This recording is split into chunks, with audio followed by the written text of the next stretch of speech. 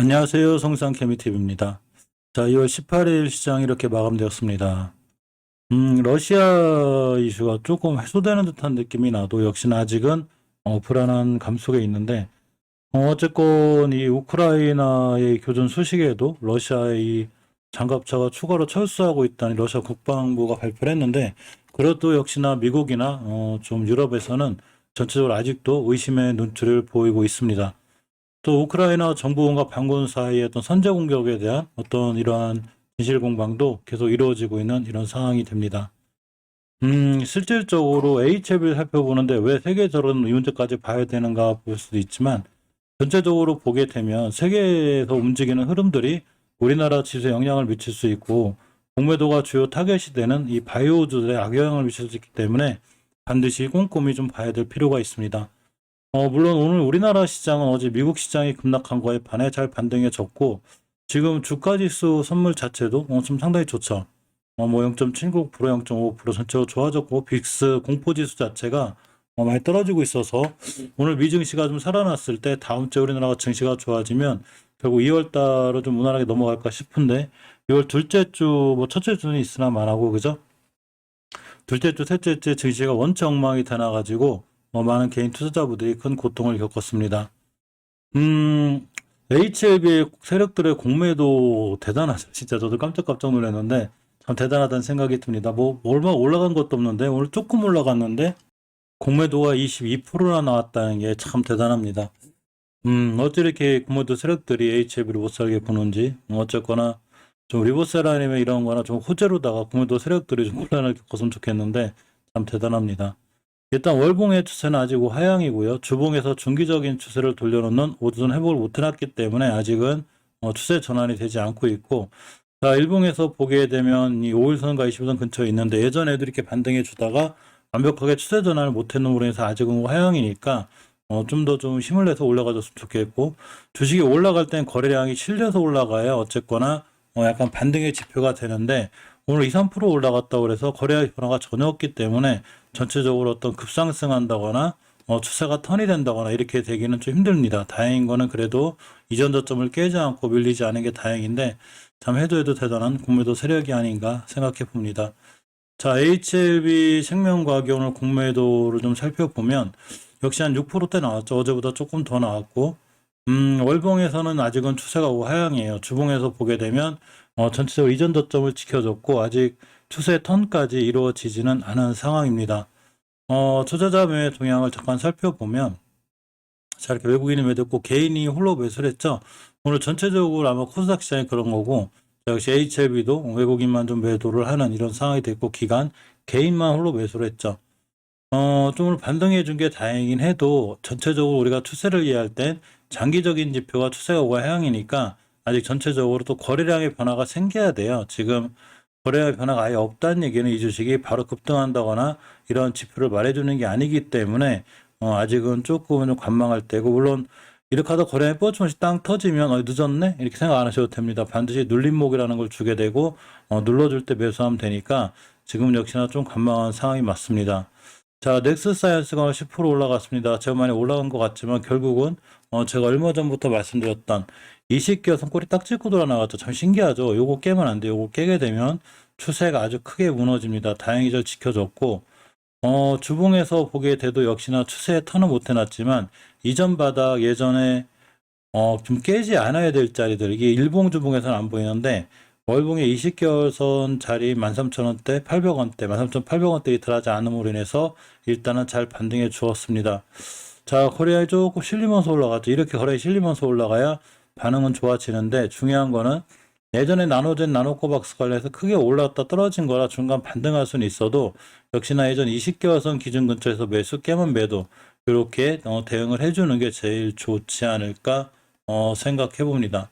투자자 매매 동향을 잠깐 살펴보면 외국인들이 좀 팔고 있죠. 개인들이 걸고 끌어올렸기 때문에 순간 이 다음 주가 될 때 추세를 전환하지 못했기 때문에 이제 무너질 수 있어요. 물론 나머진 나노코박스의 3월달 수익과 관련해서 또 올라갈 수 있긴 하지만 예전에 벌써 그런 부분들이 많은 이 수혜를 받기 때문에 순간 올라가서 급등한다거나 적당한 선에서 올라갔을 땐 매도하거나 차익 실현이 맞지 않을까 싶습니다.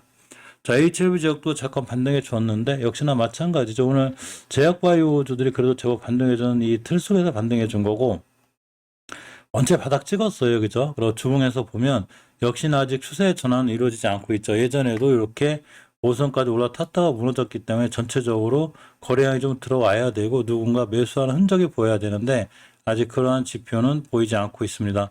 자, 일봉에서 보면 이제 오랫동안 240선 저렇게 횡보하기 때문에 어느 정도 바닥을 찍지 않았나 이런 생각도 들긴 하지만 전체적으로 아직은 시간이 꽤 걸려 보이기도 하죠.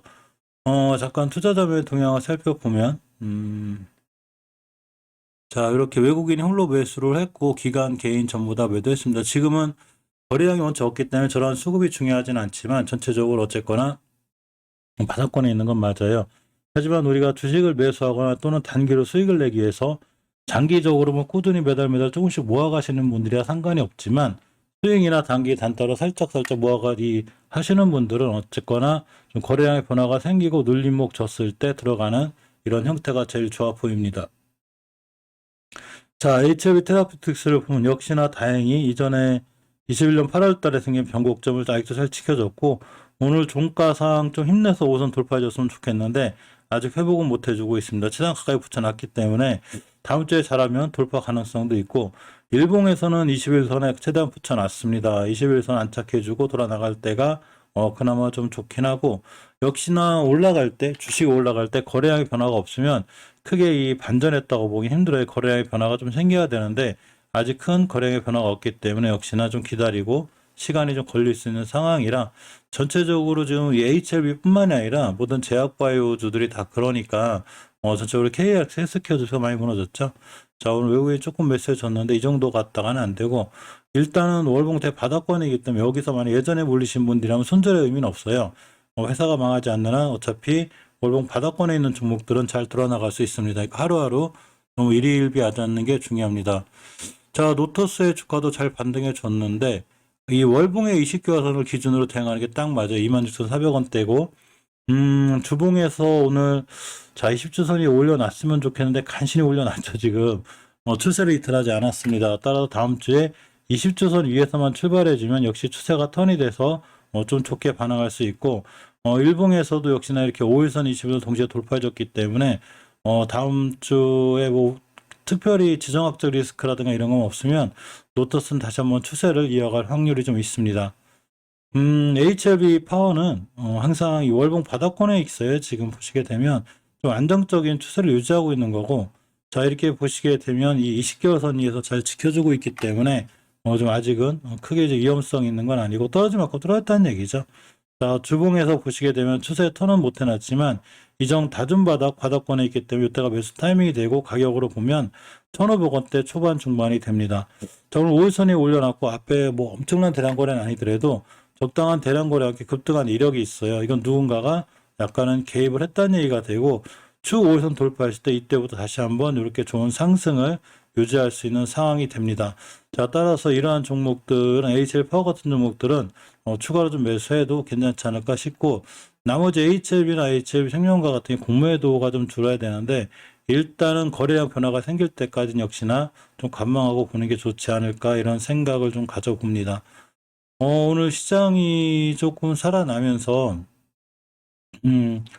이 여행 관련주나 이런 어떤 이제 리오프닝 관련주 신경 써야 되는데 사실 여행이나 있던 이런 종목들은 예전에도 많이 올라왔어요. 근데 그 중에서 항공주 중에서 이제 아시아나 IT나 아시아나 항공주는 좀 관심 있게 보실 만하고 카지노주 같은 경우도 오늘 좀 밀리긴 했어도 역시나 리오프닝 관련해서 꾸준히 좀 신경 쓸 필요가 있습니다.